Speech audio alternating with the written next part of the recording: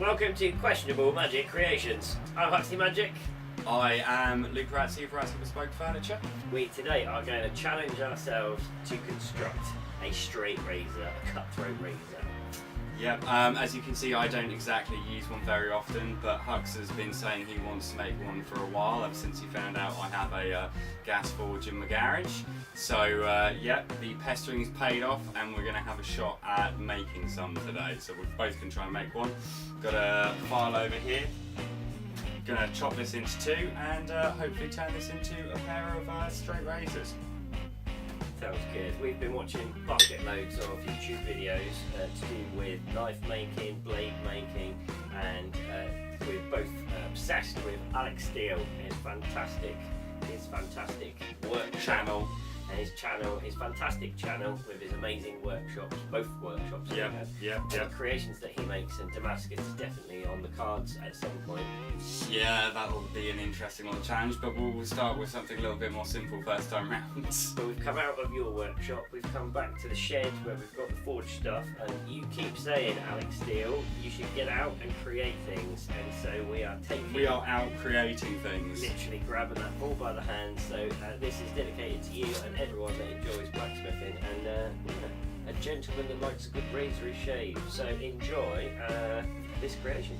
Fingers crossed it all goes smoothly.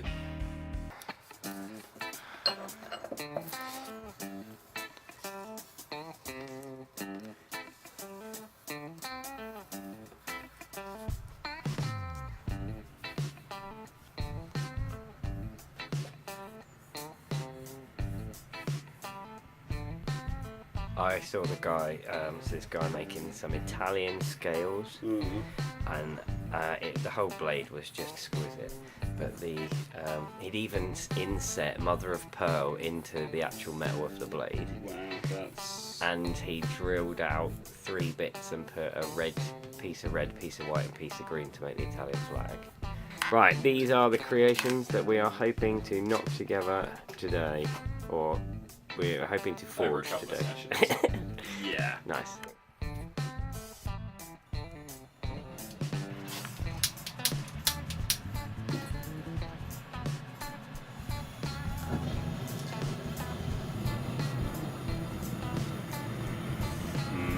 Fire. A friend of mine gave me a whole heap of this.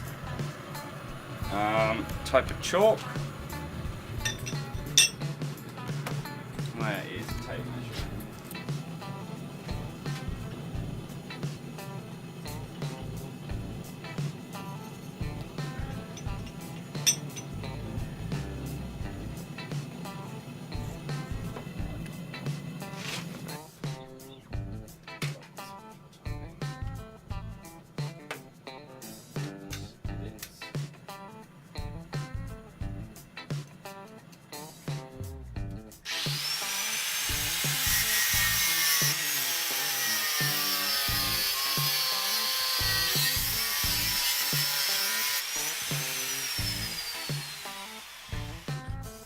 Choose your piece. Set the camera off. I think I'm going to pick that as my tail end for the forging. I'm going to be heating up this end and knocking that end down, extending that end out. We can use about 1/3 of the length, I would guess, would probably like translate nicely into like that tail section. This is pretty much like the last time you will touch this metal with the bare hands.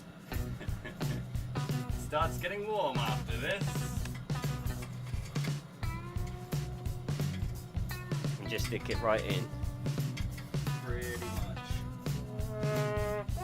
Where's it? On the left side. Chuck them there, is it right? There you go, it's good. Now we just have to play the waiting game while the forge heats up and the metal heats up. And, The waiting game. It's the wait. It's the wait.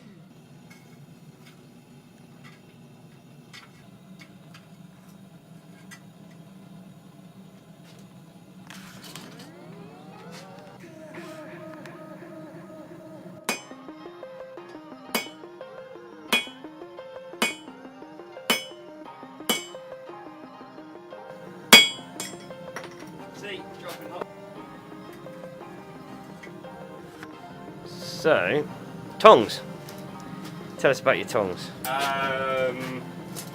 Got this set of tongs when I got the anvil and have made these other pairs here. Basic, just little fiddly gripply ones. Big, chunky, heavy ones which actually need a little bit of tweaking, refining. I need to actually sort of specialise the jaws to do something, but I'll do that at some point.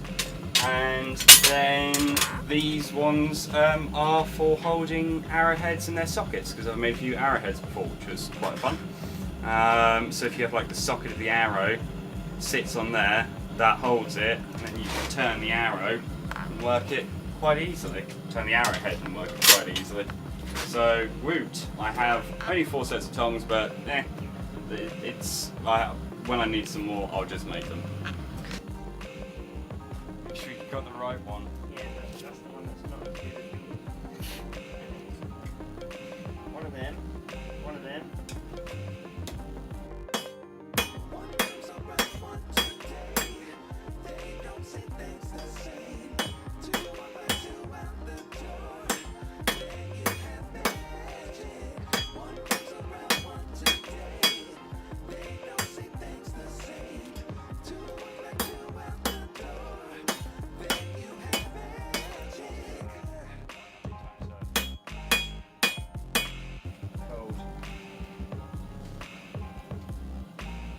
It's hard. I think I did it too far on one side and not on the other. So am I supposed to be only doing it from one side? Yeah, because you're trying to shape that shoulder. You're trying to shape that shoulder up.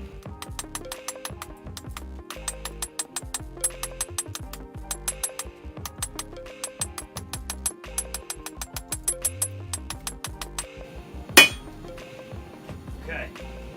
Back in. Yep.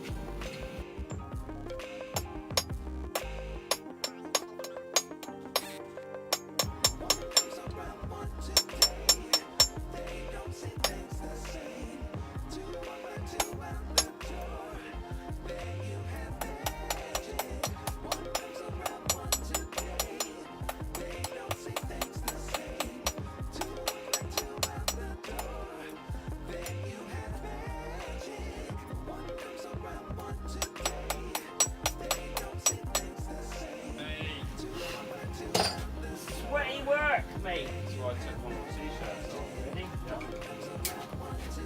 I like them. I'm getting there. It's not bothering me, but it's getting there. I might have to take my top off. I'm going to work in a t-shirt. It's hard. It's a lot harder than I thought. I think I got under the impression that it's way more malleable. Yeah, sorry, it's not. Trying to jump to the false security that if Yeah, it's hotter, then it's very easy to sort of come up with like a preconception of what you think it will be like. What if you get it white hot though? Huh? What if you get it white hot? Well, yeah, of course, it's gonna be more malleable. Okay, and what are we going to be hitting with? That's one I quite enjoy. Good.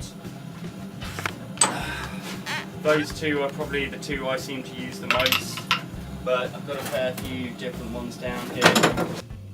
Oh. Yeah, it will get hot, mate. I mean, don't forget, all the heat from the metal is being transferred into the anvil, into the tool. Yeah.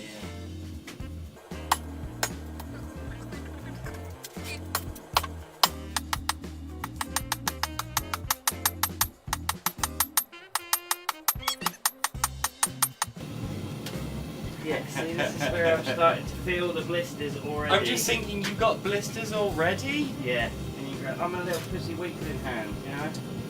Your hands are delicate and used for magic. Yeah, these precious little flowers. These precious little flowers are really good at card flourishing, but I'm getting screwed by a hammer right now. But these two seem to usually get me by. doesn't matter if it's a flat-headed hammer or a round-headed hammer? Depends on what you're trying to do with it. I think most of the time you want a flat-faced hammer, but of course if you are dishing something out, see that's got a outward-facing curvature to the face of the hammer for doing dish work. Oh shit, sorry. Yeah, you're probably better off like putting that in the vise. I'm bending it back. Yeah, so that's what I was going to be doing with mine soon.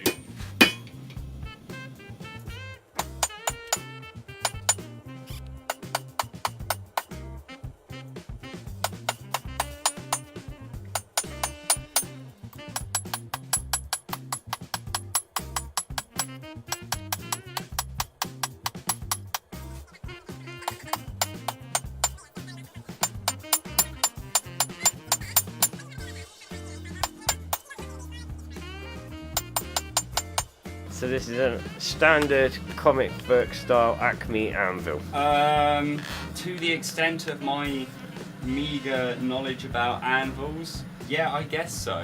The Acme anvils do tend to be a bit bigger. But, you know, I got it for a reasonable price and it's fairly good. Apparently the bigger the better, but it does the job for my, you know, hobby level hitting things, hitting hot bits of hot metal.